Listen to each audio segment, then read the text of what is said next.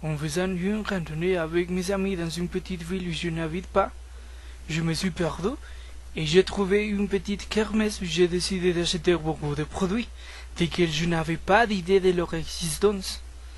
Il était très servi, mais j'étais trop étonné.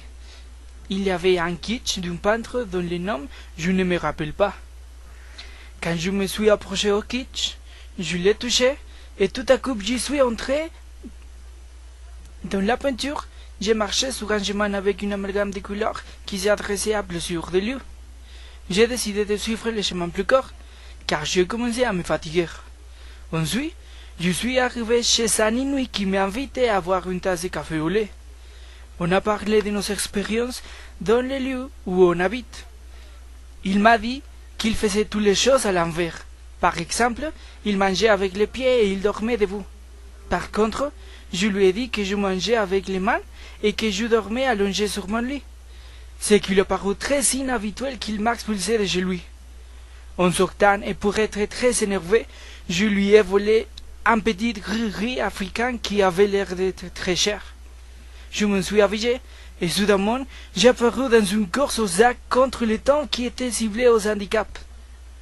Mais bien que je n'étais pas un handicap, j'étais déterminé à gagner car le prix était 1 million d'euros.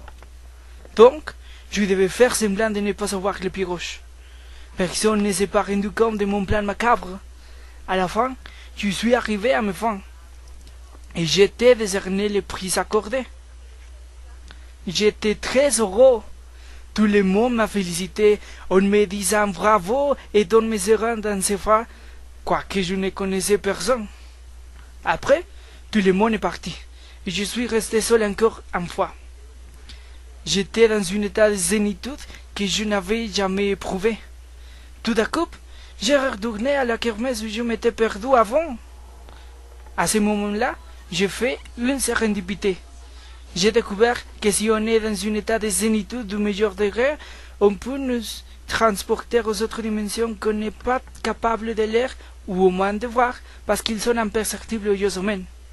Ça c'est ce qui m'a passé, mais je ne l'avais pas remarqué avant.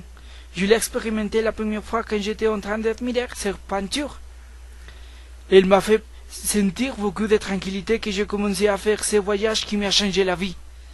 Après ça, sérendipité, j'ai décidé d'aller sur un wiki sur la toile pour en partager à tout le monde.